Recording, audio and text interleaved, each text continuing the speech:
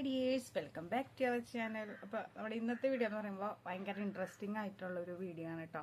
അപ്പോൾ എല്ലാ ആൾക്കാർക്കും ആഗ്രഹമുള്ള ഒരു കാര്യമാണ് നമ്മൾ പ്രഗ്നൻ്റ് ആയിരിക്കുമ്പോൾ ആൺകുട്ടിയാണോ പെൺകുട്ടിയാണെന്നുള്ള അറിയാനുള്ളൊരു ആകാംക്ഷ എനിക്കും ഉണ്ടായിരുന്നു കേട്ടോ. ഞാനിങ്ങനെ പോലുള്ള യൂട്യൂബ് വീഡിയോസൊക്കെ കുറേ കാണായിരുന്നു. പിന്നെ ഈ പറഞ്ഞ പോലെ നമുക്കിങ്ങനെ പണ്ടത്തെ മുത്തശ്ശിമാർ, അതായത് നമ്മുടെ വീട്ടിലുള്ളവരൊക്കെ പറയില്ലോ ഓരോരോ കാര്യങ്ങൾ, അത് വെച്ചിട്ടൊക്കെ നമ്മൾ ഇങ്ങനെ മുൻകൂട്ടി പറയുമായിരുന്നു പണ്ടത്തെ ആൾക്കാർ. അപ്പോൾ ഇപ്രാവശ്യം ഞാൻ പ്രഗ്നൻ്റ് ആയിരുന്നപ്പോൾ അങ്ങനെ നമ്മുടെ വീട്ടിൽ വയസ്സായ ആൾക്കാരും പോലെ അമ്മയൊക്കെ ആയാലും പറയായിരുന്നു കേട്ടോ.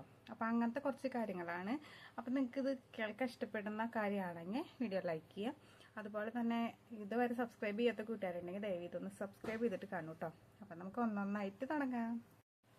അപ്പോൾ ഛർദി കൂടുതലാണെങ്കിൽ ആൺകുട്ടിയാവും, ഛർദി കുറവാണെങ്കിൽ, അതായത് മോർണിംഗ് ആണ് നമുക്ക് ഛർദി കൂടുതലെങ്കിൽ പെൺകുട്ടിയും, രാത്രിയാണ് ഛർദി ഒക്കെ തോന്നിക്കണേന്ന് വെച്ച് കഴിഞ്ഞാൽ ആൺകുട്ടിയാണെന്നാണ് ഞങ്ങളുടെ ഇവിടങ്ങളിൽ പറയാറ്. പക്ഷെ എൻ്റെ കാര്യത്തിൽ അത് തെറ്റാണ്. കാരണം എനിക്ക് കാലത്തായിരുന്നു കേട്ടോ ഈ ഒരു ഛർദിയുടെ വോമിറ്റിങ്ങിൻ്റെ കൂടുതൽ വിഷമം. അപ്പോൾ എനിക്ക് പക്ഷെ ആൺകുട്ടിയായിരുന്നു ഇപ്രാവശ്യം. അതുപോലെ എന്താ പറയുക, ഛർദി കൂടുതലുള്ളവർ ആണെങ്കിൽ ആൺകുട്ടിയായിരിക്കും എന്ന് പറയാറുണ്ട്. ആ കാര്യം ശരിയാണ്. എനിക്ക് ഛർദി മൂത്ത മോനും അതെ ഈ മോനും അതെ ഛർദി അത്യാവശ്യം ഒരു 4-5 മാസം വരെ നല്ല ഛർദി തന്നെയായിരുന്നു കേട്ടോ. അത് കഴിഞ്ഞിട്ടാണ് പിന്നെ ഛർദി അങ്ങോട്ട് വിട്ടുമാറിയത്. അതുവരെ നല്ല ഛർദിയായിരുന്നു. പിന്നത്തെ കാര്യം എന്ന് പറയുന്നത്, നമ്മൾ നല്ല ഭംഗി വെക്കുകയാണെങ്കിൽ പെൺകുട്ടിയാവും.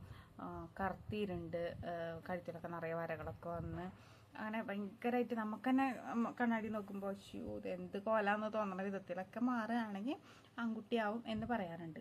ആ ഒരു കാര്യത്തിൽ 100% എന്താ പറയുക ഉറപ്പാണ് കേട്ടോ. കാരണം ഞാൻ ഇപ്രാവശ്യം അതെ ഫസ്റ്റത്തെ ഡെലിവറിക്ക് എൻ്റെ മുഖച്ചായ ആകെ മാറിയിരുന്നു. ഞാൻ തന്നെ ഇപ്രാവശ്യമാണ് ഏറ്റവും കൂടുതൽ എൻ്റെ കഴുത്തിലൊക്കെ ഇതിപ്പോഴും വരകളൊന്നും മാഞ്ഞിട്ടില്ല. കണ്ട ഈ ഒരു ലൈൻസൊക്കെ അതിൻ്റെ ഭാഗമായിട്ട് വന്നതാണ്.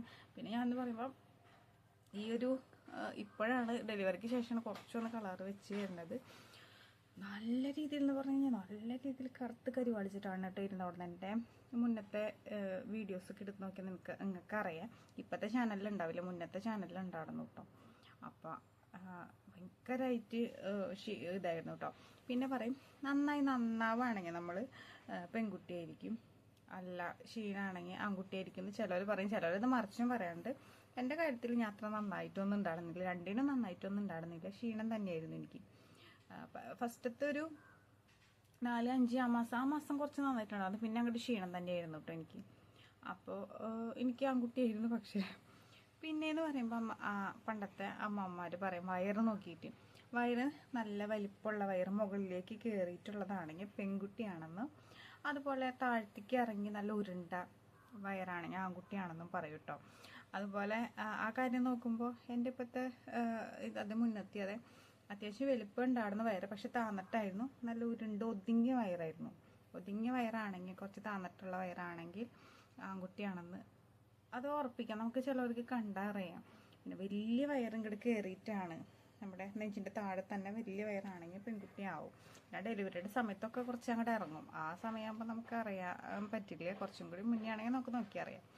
പിന്നത്തെ ഒരു കാര്യം എന്ന് പറയുന്നത്, അത് വീട്ടിലുള്ള അമ്മമാരൊക്കെ പറയുന്നത് കേട്ടോ, നമ്മൾ സാരി കൊടുക്കുന്ന ടൈമിൽ പെൺകുട്ടിയാണെങ്കിൽ ബാക്കൊക്കെ നല്ല ഭംഗിയിൽ നല്ല ഷേപ്പിൽ നിൽക്കും, ആൺകുട്ടിയാണെങ്കിൽ ഒട്ടും ഷേപ്പില്ലാണ്ട് ബാക്കൊക്കെ ഉള്ളിലേക്ക് തള്ളി നിൽക്കണം മാതിരി തോന്നും എന്ന് പറയാറുണ്ട്. അതും ഒരു കാര്യത്തിൽ ശരിയായിട്ട് എനിക്ക് തോന്നിയിട്ടുണ്ട് കേട്ടോ. പിന്നെ അടുത്തൊരു കാര്യം എന്ന് പറയുന്നത് നമ്മുടെ ഫുഡിൻ്റെ കാര്യത്തിലാണ്. എനിക്ക് അത് രണ്ടിലും നല്ല അനുഭവം അതൊക്കെ ആണ് തോന്നിയിട്ടുണ്ട് കേട്ടോ. 100% ആണെന്ന്. അതായത് ആൺകുട്ടിയാണെങ്കിൽ നമുക്ക് പുളി, എരിവ്, മധുരമൊന്നും കണ്ണി നേരെ കണ്ടിട്ടുണ്ട്. പുളി, എരിവ് അങ്ങനത്തെ സംഭവങ്ങളോട് ഭയങ്കര ഇഷ്ടമായിരിക്കും. എനിക്ക് എരിവും പുളിയൊക്കെ ഭയങ്കര ആക്രാന്തമായിരുന്നു കേട്ടോ. എനിക്ക് മധുരം എന്ന് പറഞ്ഞിട്ട് കണ്ണീ നേരെ കണ്ടോണ്ടായിരുന്നു. അതുപോലെ ഫ്രൂട്ട്സ് ആയാലും മധുരമുള്ളതൊന്നും കഴിക്കില്ലായിരുന്നു. ഏറ്റവും കൂടുതൽ പേരയ്ക്ക, ഓറഞ്ച് അങ്ങനത്തെ സാധനങ്ങളൊക്കെയാണ് ഞാൻ കഴിച്ചിരുന്നത്. അതാകുമ്പോൾ അധികം മധുരമില്ലല്ലോ, പുളി ഉണ്ട്.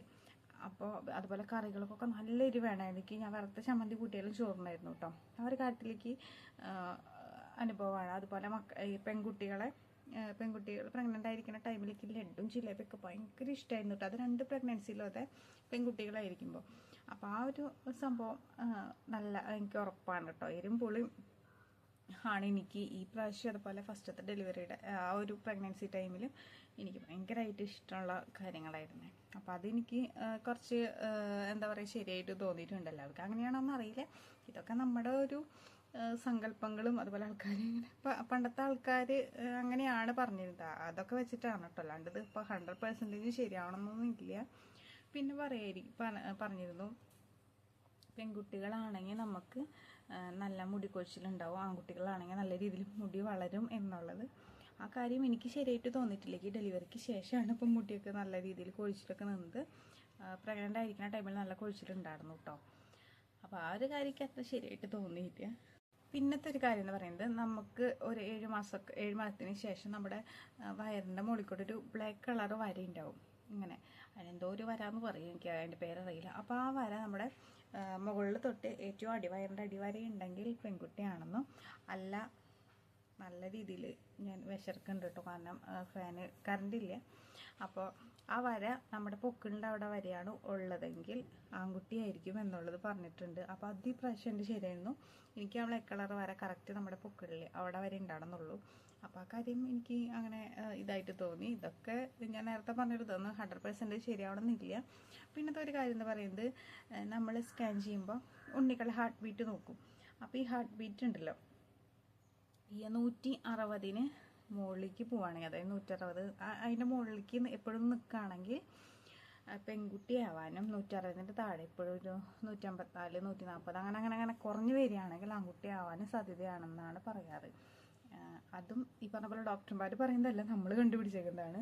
പക്ഷെ ആ ഒരു കാര്യം എനിക്ക് എൻ്റെ ഇതിൽ ശരിയായിരുന്നു. എനിക്ക് ഇപ്പോൾ മോനെ ഇരിക്കുമ്പോൾ 154 ഫസ്റ്റ് തുടങ്ങിയത്, പിന്നെ അങ്ങോട്ട് കുറഞ്ഞ് വരികയായിരുന്നു കേട്ടോ. അപ്പോൾ അത് എനിക്ക് ശരിയായി തോന്നിയിട്ടുണ്ട്.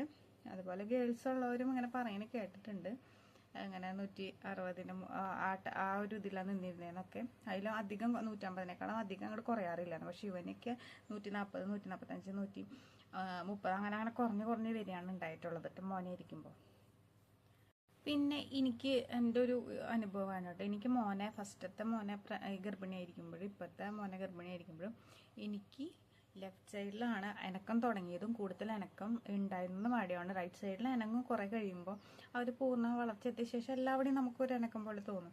എനിക്ക് ഏറ്റവും കൂടുതൽ ഈ നടുവശത്തും, അതായത് വയറിൻ്റെ നടുക്കിലും അതുപോലെ ലെഫ്റ്റ് സൈഡിലുമാണ് കേട്ടോ കൂടുതൽ അനക്കം ഉണ്ടാകുന്നത്. അപ്പോൾ അത് മുന്നത്തെ മോനും അങ്ങനെയായിരുന്നു. അപ്പോൾ ഇപ്രാവശ്യം അതുപോലെ അനക്കം വന്നപ്പോൾ ഞാൻ പറഞ്ഞു, അയ്യോ സ്വത്തോട്ടനായിരിക്കുമ്പോൾ ഇതുപോലെ തന്നെയായിരുന്നു എന്ന് ഞാൻ പറഞ്ഞിരുന്നു കേട്ടോ. അപ്പോൾ ആ ഒരു കാര്യക്ക് എന്താ പറയുക ശരിയായിട്ട് തോന്നി. അത് നിങ്ങൾ ആരെങ്കിലും ഇത് കാണുന്ന ആൾക്കാർ ആൺപിള്ളേരെ ഗർഭിണിയായിരിക്കുമ്പോൾ അങ്ങനെയായിരുന്നു എന്ന് പറയണേ. അപ്പോൾ അത് കാണാനായിട്ട് ഇൻട്രസ്റ്റ് ഉള്ള ആൾക്കാർക്ക് കമൻറ്റ് വായിക്കുമ്പോൾ നമുക്ക് ഫസ്റ്റത്തെ കുട്ടി എന്തായാലും നമുക്ക് കുഴപ്പമില്ലെന്നാവും.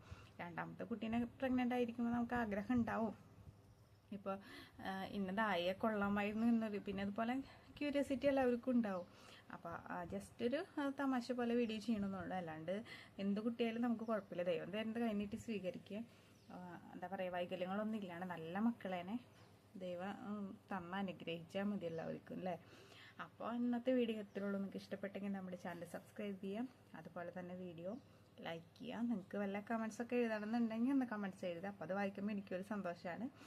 അപ്പോൾ പുതിയ വീഡിയോസായിട്ട് കാണുന്നവരെല്ലാവർക്കും ബൈ.